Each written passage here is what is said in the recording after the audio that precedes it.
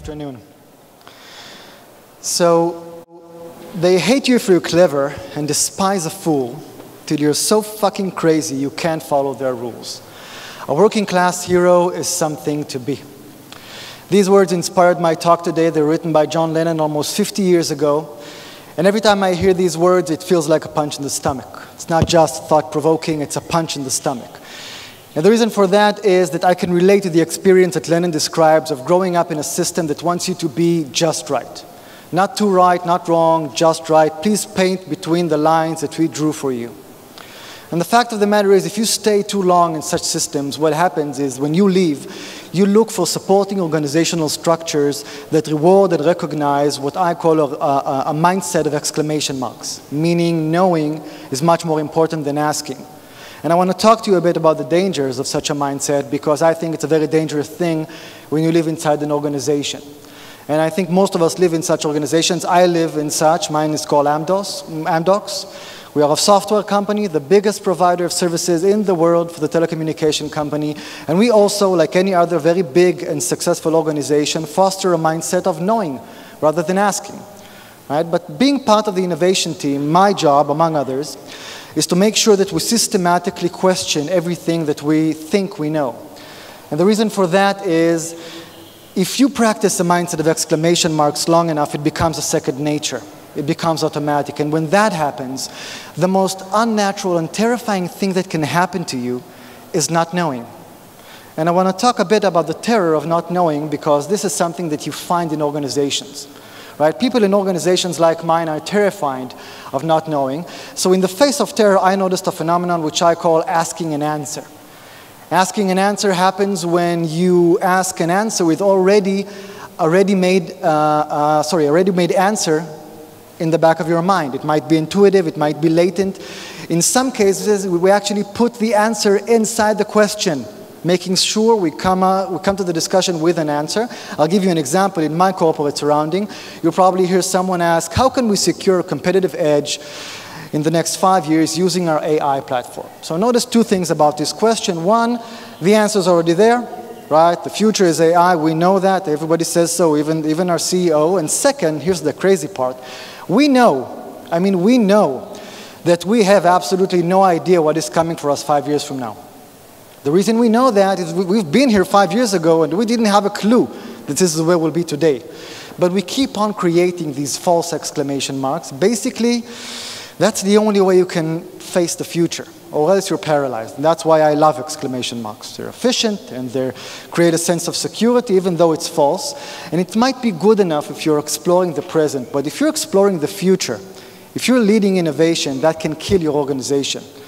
And the reason for that is that organizations that explore their future with exclamation marks are destined to relive their past, basically because exclamation marks were made in the past, right?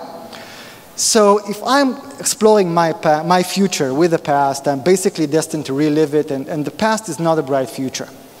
But wait, it gets even more frustrating. Because the fact of the matter is, the more experience and knowledge you have in the organization, the more challenging it is to identify that the reality is changing. Because organizations, much like people, suffer from what is called educated incapacity. Meaning the more knowledge we have about the world, the more experience, the less we're able to identify when the world is changing. And that's very easy to explain. Our concepts about the world are changing much slower than the world itself. Right? So we live in a world that is changing in an exponential pace. We as humans seldom do. And that creates a perpetual gap between ourselves and the reality that we think is out there than what is actually out there. But wait, it gets even more frustrating. Because the fact of the matter is, it doesn't even matter how smart you are. Right? So you can accumulate as much IQ as you can find in the organization, take a lot of really smart people, and still lose sight of what's coming.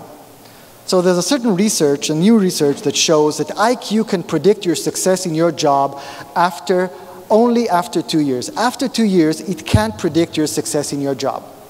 Why? Because things change, right?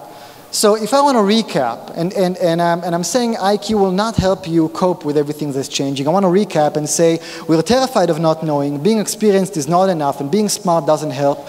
So what's the alternative, right? So Amin Tufani, who's a researcher from the Singularity University, talks about something that he calls AQ, and that is adaptability quotient. Basically, the core capability of organizations and people like us, like you, to adapt to what's happening out there. Basically, what Tufani is saying, and this is a strong statement, is that in a reality that, again, is changing exponentially, your ability to adapt is far more important than what you know. So organizations need to develop this as a core capability with themselves and with their employees. If you ask Tufani, this is such a strategic initiative that any organization should have a chief adaptability officer leading this effort as a strategic effort. But here comes the good news, right? The news you've been waiting for. The good news is that AQ is a learned quality, much more than IQ, meaning you can unlearn your exclamation marks and you can relearn asking new questions. And that's a good thing, right? So we at Amdocs, we still don't have a chief adaptability officer, not yet anyway, but we have a couple of best practices that help us to explore the future and lead innovation. And I want to share with you 3 of them today, very, very briefly. I want to talk a bit about how we ask questions and why working with assumption is so critical and why encouraging learnings might be more important than encouraging success. And I'll start with the first. So we know that we need to ask questions with curiosity and empathy. Basically, design thinking teaches that, but we don't really do that. The reason for that is when it comes to organizations, everything that we ask our customers are designed to sell, not to understand. The reason we do that is because we keep on asking questions that we have the answers to, right? Because we're asking answers. So we found that we need to broaden the lines of communication with our customers and ask questions that we don't have answers to, answer questions that will surprise us, right? Questions that we don't have the answers to, and I would admit it is a terrifying experience. But we also understand that without learning, we can provide value, and funny enough, our customers understand that as well.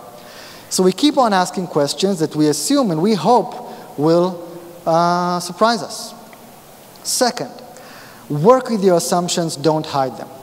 So in their book, Discovery-Driven Growth, McGrath and Macmillan write, in corporate organizations, assumptions are treated as facts and are buried inside the working plan.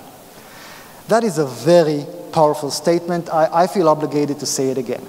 In corporate organizations, assumptions are treated as facts and are buried inside the working plan.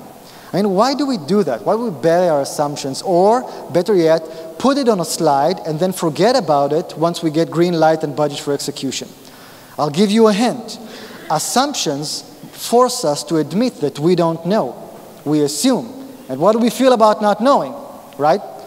So we found that there are 2 things that enable you to work with your assumptions. One is a systematic approach, right? Systematic approach of identifying, prioritizing, validating your assumptions, making sure that you focus on the riskiest assumptions first. And the Lean Startup, which we discussed here earlier, offers a lot of practical tools.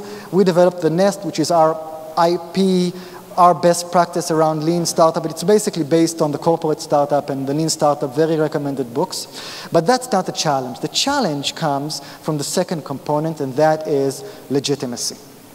Legitimacy in saying, I don't know that. I assume that. So why don't we validate it before we start building it?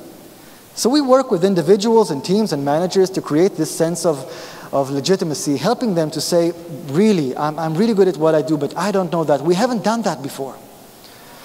And last but not least, encouraging learning. So here's the thing, guys. If people are measured by success alone, they are forced to be right all of the time.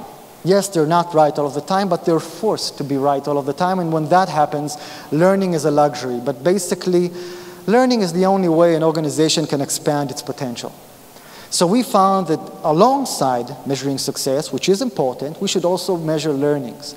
We should measure experiments and their successes and the conclusions that came out of it. This is part of our path to success.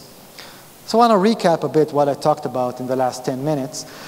Don't be afraid of not knowing. Any other way of exploring the future is false and ungenuine.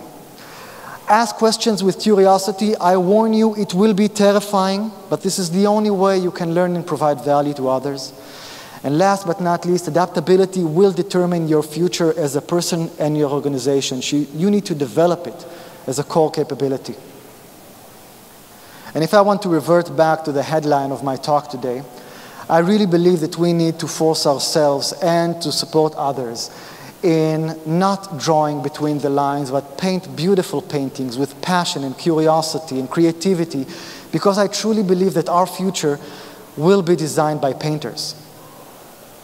Thank you for having me.